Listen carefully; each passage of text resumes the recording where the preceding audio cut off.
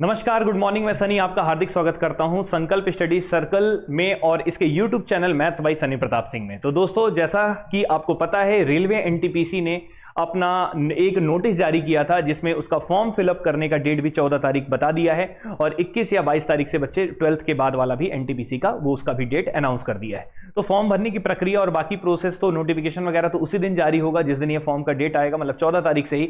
बाकी उसके बारे में जो डिटेल इंफॉर्मेशन वो मैं पूरा दे रहा हूं। तो अगर आप इस चैनल पर नए हो तो चैनल को जरूर सब्सक्राइब करो, इसका पूरा डिटेल वर्जन मैं आपको बताने वाला हूं। तो सबसे पहले अगर हम बात करें तो इसका जो एग्जाम होता है बच्चे, इसके बारे में जिक्र करें तो सब्जेक्ट्स कौन कौन से इसमें आते हैं पहले आपको ये समझना होगा। तो एनटीपीसी का जो एग्जाम होता है बच्चे, जो अभी 2024 वाला होगा, और मेरा नाम सनी प्रताप सिंह है और मैं खुद 2015 एनटीपीसी में सिलेक्टेड हूं as a goods train manager, जो कि WCR रीजन में मेरा सिलेक्शन हुआ था।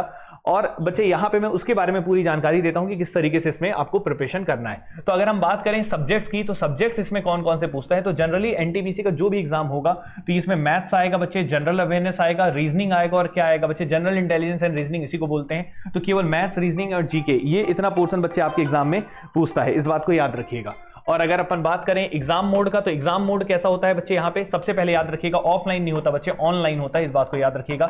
एग्जाम मोड ऑनलाइन होता है और साथ में एग्जाम का जो ड्यूरेशन होता है बच्चे कितने मिनट का होता है, 90 मिनट का होता है। और अगर इसमें नेगेटिव मार्किंग बिल्कुल होती है, 1/3 नेगेटिव मार्किंग होती है। और एग्जाम की जो कैटेगरी है वो बच्चे अंडर ग्रेजुएट के लिए भी है और ग्रेजुएट के लिए है। तो यहाँ पे ग्रेजुएट वालों के लिए जो फॉर्म का डेट रहेगा बच्चे, वो आपका 14 तारीख से स्टार्ट हो जाएगा, लेकिन अंडर ग्रेजुएट वाले का शायद यहाँ पे 21 या 22 तारीख से स्टार्ट होगा।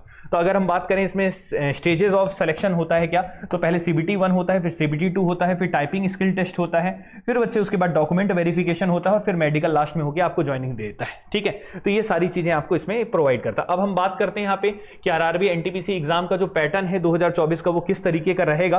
तो इस पे अगर हम जिक्र करें, तो अगर हम बात करते हैं तो एनटीपीसी एग्जाम का पैटर्न है वो पहला पेपर जो Tier 1 होगा उसमें बच्चे आपका मैथ्स होगा, रीजनिंग होगा, जनरल इंटेलिजेंस एंड रीजनिंग होगा, और साथ में जनरल अवेयरनेस होगा, जिसमें 30 क्वेश्चन होंगे, 30 नंबर का 30 क्वेश्चन, इसमें भी 30 नंबर का। लेकिन जनरल अवेयरनेस के 40 क्वेश्चन होंगे, कितने नंबर के बच्चे, 40 नंबर के।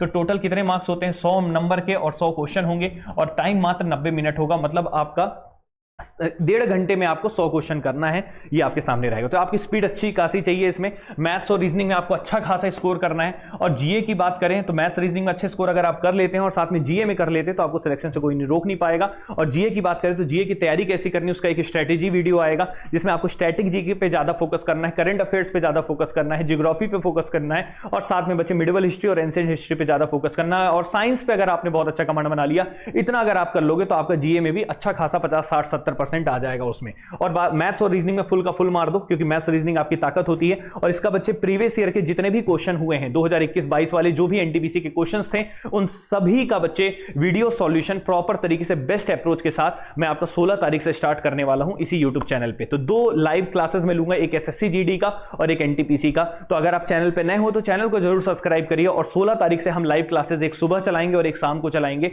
और अगर आप हमारा इसमें बैच चाहते होंगे, कंप्लीट बैच कि आप एनटीपीसी का चाहते हैं, तो वो भी आपके पास ऑप्शन है, रेलवे फाउंडेशन का बैच। लेकिन अगर आपका मैथ्स और रीजनिंग केवल वीक है, आप मैथ्स रीजनिंग पे बहुत ज्यादा फोकस करना चाहते हैं, तो उसके लिए भी हम ऑनलाइन क्लासेस भी लेके आए हैं और ऑफलाइन क्लासेस भी हमारा बिलासपुर में संकल्प स्टडी सर्कल पे वो चीजें चलेंगी। तो चलिए बच्चे, अभी हम आगे बढ़ते हैं और इसके बारे में बताते हैं कि कौन किस तरीके से होता है। तो पहला स्टेज होता है बच्चे CBT होता है, कंप्यूटर बेस्ड टेस्ट होता है। दूसरा स्टेज भी कंप्यूटर में होता है बच्चे। तीसरा बच्चे टाइपिंग स्किल टेस्ट चेक किया जाता है, टाइपिंग वगैरह किसी किसी पोस्ट में चाहिए टाइपिंग वगैरह, तो वो सारी चीजें होता है। और साथ में साइको टेस्ट वगैरह किसी में रहता है तो उसके लिए भी आप उसको देते हैं। फिर उसके बाद आपका क्या होता है बच्चे, डॉक्यूमेंट वेरिफिकेशन वगैरह, फिर मेडिकल के लिए आपको बुलाया जाता है और इस तरीके से पूरा ये प्रोसेस कंप्लीट होता है। तो अगर हम बात करें मैथ्स में आपको क्या क्या चीजें पढ़नी है, तो मैथ्स के बारे सिलेबस में अगर हम डिस्कस करें कि मैथ्स को आपको क्या क्या पढ़ना है, तो सबसे पहले ये समझिएगा कि मैथ्स के सिलेबस में इतनी सारी चीजें आपके जो नोटिफिकेशन आएगा उसमें लिखा रहेगा, जिसमें नंबर सिस्टम रहेगा।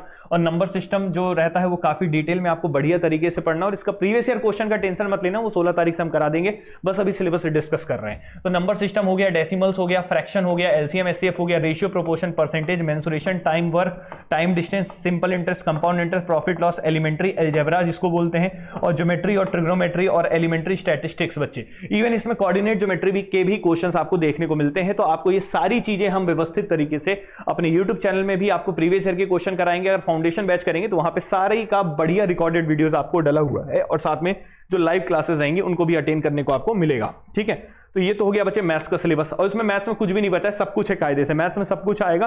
तो बेहतर तरीके से बेहतर कंटेंट आपके पास होना चाहिए और साथ में आपको प्रीवियस ईयर क्वेश्चन लगाए रहने चाहिए, तो आप एग्जाम में बहुत अच्छा शानदार तरीके से परफॉर्मेंस दे सकते हैं। अब हम बात करते हैं रीजनिंग के बारे में। तो रीजनिंग में क्या क्या चीजें आएंगी बच्चे, इस पे देखते हैं। तो रीजनिंग में एनालॉजीज के क्वेश्चन हो गए, completion of number alphabetical series जिसको बोलते हैं, कोडिंग डिकोडिंग हो गया बच्चे, काफी इंपॉर्टेंट, मैथमेटिकल ऑपरेशन हो गया, सिमिलरिटी एंड डिफरेंसेस बोलते हैं जिसको, ठीक है, रिलेशनशिप हो गया, ऑड वन आउट जिसको बोला जाता है, ये, और रिलेशनशिप्स मतलब रिलेशंस आपको इसमें अलग अलग टाइप के रहते हैं क्वेश्चन, बड़े शानदार होते हैं। रीजनिंग में हर एक चीज का आपको प्रॉपर रिकॉर्डेड वीडियोस और इसका लाइव क्लासेस भी हमारे एप्लीकेशन में मिलता है, उसको डाउनलोड कर लीजिएगा, वहां पे हम प्रोवाइड करेंगे और प्रीवियस ईयर क्वेश्चन तो सभी का कराएंगे, ठीक है। एनालिटिकल रीजनिंग देखो बच्चे अलग से लिखा है, जिसमें एनालिटिकल रीजनिंग में होता क्या है, स्टेटमेंट वाले क्वेश्चन हो गए, एजम्पशन, स्टेटमेंट, एजम्पशन, कथन और पूर्व धारणा जिसको बोलते हैं, कॉज एंड इफेक्ट, कारण और परिणाम, तो ये सब एनालिटिकल रीजनिंग का पोर्शन होता है। सिलोजिज्म बहुत इंपॉर्टेंट होता है, जंबलिंग, वेन डायग्राम, पजल हो गया, डेटा सफिशिएंसी भी अच्छे से पढ़ के जाना है, कंक्लूजन वाला, तो ये statement, conclusion, course of action, ये सब चीजें तो वैसे एनालिटिकल रीजनिंग का पार्ट हो जाता है। तो ये आपका डीआई मतलब यहाँ पे इंटरप्रिटेशन ऑफ ग्राफ वगैरह, इनके ग्राफ वाले क्वेश्चन भी आपको अच्छे से करके जाने,